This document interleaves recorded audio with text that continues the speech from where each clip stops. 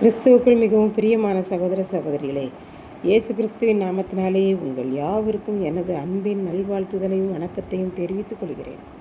இன்றைய பகலின் குளிர்ச்சியான நாளின் தியான வசனம் யோவான் எழுதின சுவிசேஷம் 7ஆம் அதிகாரம் 15ஆம் வசனம்.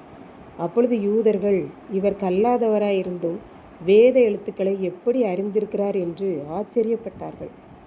யூதருடைய கூடார பண்டிகைக்கு இயேசு வெளியரங்கமாய் பண்டிகைக்கு செல்லவில்லை. அதனால் பண்டிகையிலே யூதர்கள் அவரை தேடி எங்கே இருக்கிறார், காணோம் என்றார்கள். ஜனங்களுக்குள்ளே எல்லாரும் முறுமுறுத்தார்கள். சிலர் இயேசு நல்லவர் என்றார்கள்.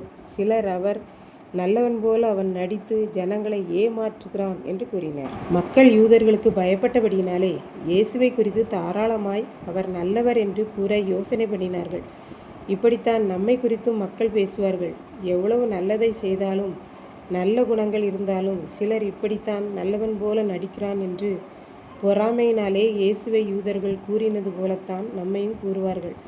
இயேசு எல்லாம் தெரிந்தும் தெரியாதவர் போல அவர் செய்கிற நன்மைகளை செய்து கொண்டே வந்தது போல நாமும் சோர்ந்து போகவே கூடாது என்பதாக நாம் கற்றுக்கொள்கிறோம்.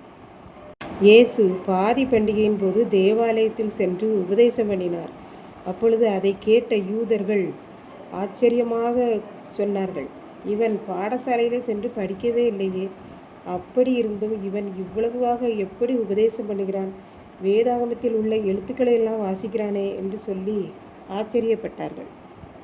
அதற்கு இயேசு, நான் என் சுயமாய் பேசவில்லை, நான் பண்ணுகிற உபதேசம் என்னுடையதல்ல, பிதாவானவர் என் வாயிலே வார்த்தைகளை போடுகிறார், நான் பேசுகிறேன், நான் கல்வி கற்கவில்லை, என் பிதா எல்லாவற்றையும் கற்றறிந்தவர், எல்லா மனுஷரும் சத்திய வசனத்தை அறிய வேண்டும் என்கிற தேவனுடைய சித்தத்தை உணர்ந்தவன். இந்த உபதேசம் தேவனால் பிரசங்கிக்கப்படுகிறதோ இல்லை இவர் சுயமாய் பேசுகிறாரோ என்று அறிந்து கொள்ளுவான் என்றார். தன் இஷ்டத்துக்கு சுய அறிவினால் பேசுகிறவன் தனக்குத்தானே நல்ல பெயரை தேடிக்கொள்கிறான். அவரை அனுப்பின பிதாவின் மகிமையை தேடுகிறவன் உண்மையுள்ளவனாய் இருக்கிறான். அப்படிப்பட்டவனிடத்தில் அநீதி இல்லை, அவன் நீதி உள்ளவன். நான் எனக்கு மகிமையை தேடுகிறதில்லை, என்னை இந்த உலகத்திற்கு அனுப்பின பிதாவினுடைய மகிமையை தேடுகிறபடியால் நான் கல்வி கற்காதவனாயிருந்தாலும் என்னால் வாசிக்க முடிகிறது, பேச முடிகிறது என்று இயேசு கூறினார். இப்படித்தான் நடந்த உண்மை சம்பவத்தை ஒரு அம்மா சாட்சியாக சொன்னார்கள். அவர்களுக்கு 70 வயது இருக்கும். அவர்கள் சொன்னார்கள், நான் ஒரு கிராமத்தில் பிறந்தேன். மிகவும் ஏழ்மையான குடும்பம் எனது குடும்பம். எனது பெற்றோர் கூலி வேலை செய்துதான் அவர்களது 7 பிள்ளைகளுக்கும் சாப்பாடு போட்டார்கள். கொஞ்சம் பெரிய பிள்ளையானவுடன் நாங்களும் வேலைக்கு போனால்தான் எங்களுக்கு வீடு ஓடும். ஆகவே படிப்பை பற்றி எங்கள் வீட்டில் யாரும் யோசித்ததில்லை, அதற்கான நேரமும் இல்லை. நான் 50 வயதில் ஆண்டவரை ஏற்றுக்கொண்டேன். அப்பொழுது நான் முதலாவது ஆண்டவரிடம் என்ன கேட்டேன் என்றால், ஆண்டவரே, நான் படிக்க வேண்டிய வயதில் நான் கல்வி கற்கவில்லையே, நான் எப்படி உம்மை பற்றி மக்களின் முன்னால் நின்று பேச முடியும், வேத வசனங்களை நான் எப்படி வாசிப்பது என்று திகைத்து நின்றேன். அப்பொழுது நான் ஆண்டவரிடம் ஜெபித்தேன், ஆண்டவரே, நான் உம்மை மகிமைப்படுத்த வேண்டும், பாட வேண்டும். பாடல்கள் பாட வேண்டுமென்றால் நான் வாசிக்க வேண்டுமே. பரிசுத்த வேதத்தில் உள்ள வசனங்களை வாசித்தால்தானே நான் உம்மை குறித்து மக்களுக்கு உபதேசிக்க முடியும்.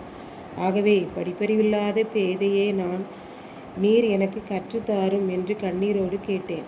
என்ன ஆச்சரியம்! ஒவ்வொரு நாளும் ஆண்டவர் நான் வேத எழுத்துக்களை வாசிக்க வேண்டுமென்று திறக்கிற போதெல்லாம் அவரே என் அருகில் இருந்து கற்றுத்தருவார். இன்றைக்கு நான் பாடல்களை பார்த்து வாசித்து பாடுகிறேன். வேத எழுத்துக்களை சரளமாக வாசிக்கிறேன்.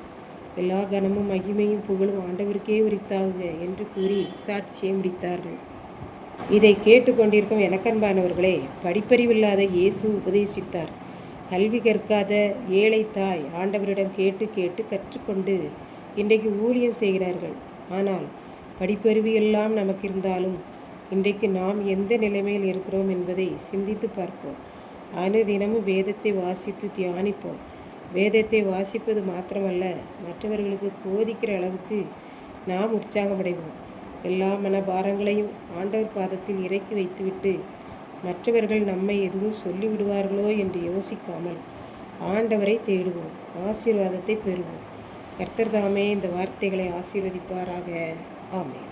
ஜெபம். அன்பின் ஆண்டவரே, இந்த அருமையான நல்ல நாளுக்காக நன்றி செலுத்துகிறேன். இப்போது இந்த வார்த்தைகளை கேட்டுக்கொண்டிருக்கிற ஒவ்வொரு பிள்ளைகளும் உம்மை போல உபதேசம் பண்ணவும், மற்றவர்களிடம் முறுமுறுப்பில்லாமல் கவலைப்படாமல் இருக்கவும் அருள் புரியும். தெரியாதவற்றை கற்றுக்கொடுத்தார். மீட்பர் இயேசு கிறிஸ்துவின் நாமத்திலே தாழ்மையோடு வேண்டிக் கொள்கிறேன் பிதாவே. ஆமென்.